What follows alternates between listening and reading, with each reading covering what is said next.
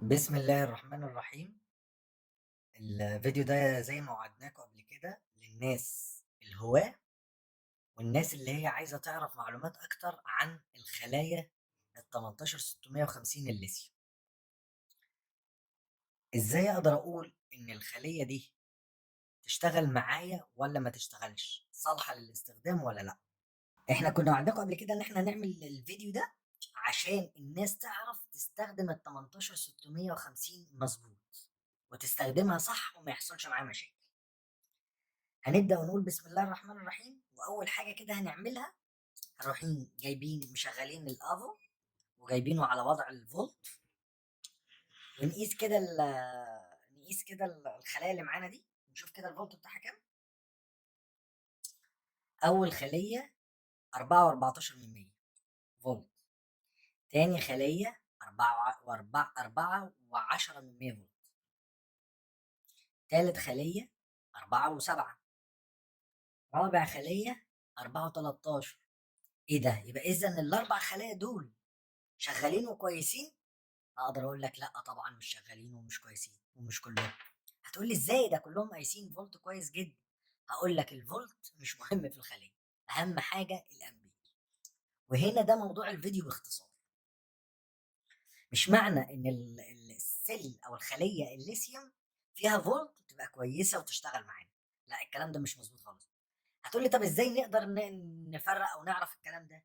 هقول لك احنا في البدايات كده الاول لازم نكون محددين، لازم نختبر كل سله كل خليه من الخلايا دي. طب هتقول لي هنختبرها ازاي؟ هقول لك في كام موديل لاجهزه اختبار يعتمد عليها. اولهم كده لو جينا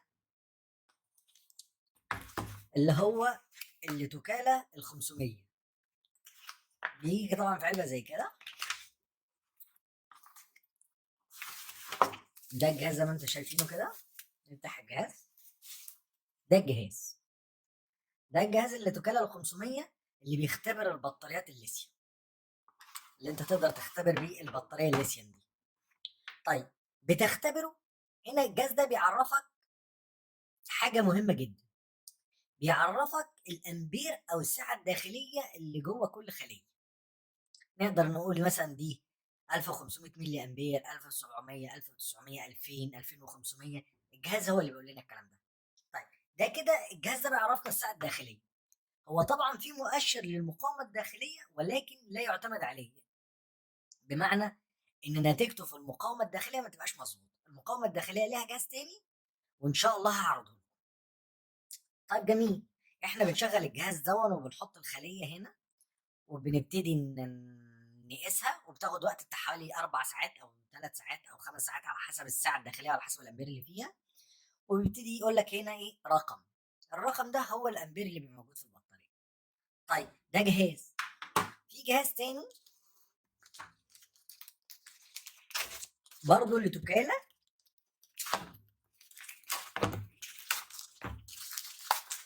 اللي هو ال 500 اس، موديل اعلى منه شويه. مش عايزين ندخل في تفاصيلهم دلوقتي، ولكن انا هعمل لكم فيديو ان شاء الله تاني الفرق ما بين ال 500 وال 500 اس. ده ال 500 اس وده ال 500. ادي الجهازين اهو. هعمل لكم انا فيديو ان شاء الله مخصوص للاثنين دول والتفرقه ما بينهم وده ايه مميزاته وده ايه مميزاته وده استخداماته وده استخداماته. هما الاثنين وظيفتهم واحده، ولكن ليهم شويه مزايا. كل فيرجن او كل اصدار بيبقى ليه مميزات عن الاصدار اللي قبله. زي ما انتم طبعا شايفين هنا كده، ادي الجهازين اهم بنقدر نختبر بيهم ايه الخلايا، عشان ما نخرجش بس عن موضوع الفيديو. بعد ما بنختبر الخلايا بيطلع لنا رقم. طيب اوريكم بقى المفاجاه. احنا قسنا دول، نقيسهم معلش تاني كده. ادي 4 و14 فولت، ادي 4 و10 فولت، ادي 4 و7 فولت، ادي 4 و13 فولت. ايه ده؟ يعني كل البطاريات دي سليمه اهي ده فيها فولت؟ لا، الكلام ده طبعا غلط. بص كده، بص بص بص بص. دي اول بطاريه طبعا احنا اختبرناها. بص البطاريه دي فيها قد ايه؟ 2900 ملي امبير، يعني 2.9 من 10 امبير. جميل الكلام ده. طيب نيجي نبص للتانية كده، ادي اول واحده اهي. نيجي نبص للتانية كده، بص كده فيها ايه؟ فيها 160 ملي امبير، يعني حتى ما تشغلش كشاف اضاءه. انت متخيل؟ رغم انها قايسه كام؟ رغم انها قايسه، بص، 4 و10. فانت تقول دي ممتازه. لا طبعا مش ممتازه. 160 ملي امبير وجايب 4 و10 فولت.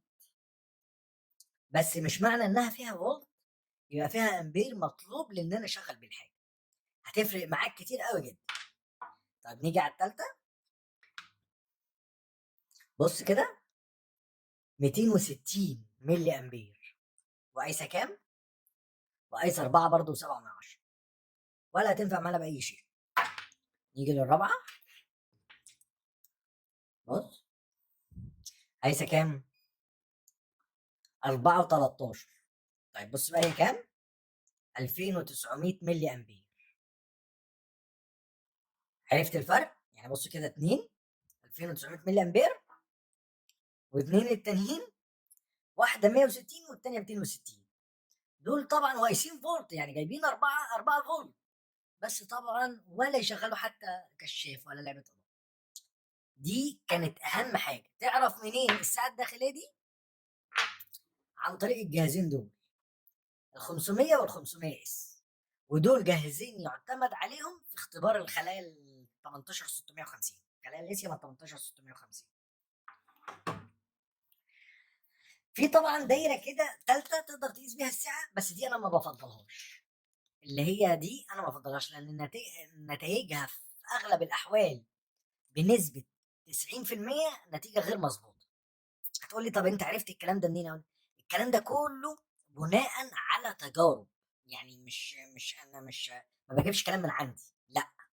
طبعا بتعرف الداتا شيت بتاعت كل جهاز بتقول ايه، وبتبتدي تتعامل عليه، ومن خلال التعامل عليه بيظهر لك ملاحظات كتير جدا. الملاحظات الكتيره دي احنا بنعرفها لكم في الفيديو ده. كده بقى طبعا بعد ما عرفت ازاي تختبر الخليه وتحدد اذا كانت سليمه ولا مش سليمه، ومن هنا تقدر تستخدمها في البروجكت اللي انت عايزه، سواء مثلا سكوتر كهرباء، عربيه كهرباء، اي حاجه. بتقدر تحدد بعد كده انت ازاي هتعمل بطاريه. ده كان في فيديو كده سريع ملخص اننا نعرف ان البطاريه ازاي سليمه ولا مش سليمه. ازاي نقدر هل اي سلايه نقدر نستخدمها ولا ما نقدرش نستخدمها. لازم نعمل لها اختبار. بعد ما تعمل لها اختبار بتحدد الملي امبير بتاعها والمقاومه الداخليه، ومن هنا بتبتدي بقى بتتعامل في ان انت تعمل المشروع اللي انت عايزه. ارجو ان يكون الفيديو مفيد وعجب الناس. ارجو ان الناس تتابعنا وتدعمنا، وان شاء الله هقدم لكم فيديوهات جميله ومفيده في نفس الوقت. استنونا بقى في الفيديو الجاي ان شاء الله. هوريكم الفرق ما بين اللي توكالا ال 500 وال 500 اس، وده شغله ايه وده شغله ايه ان شاء الله. شكرا لكم، والسلام عليكم ورحمه الله وبركاته.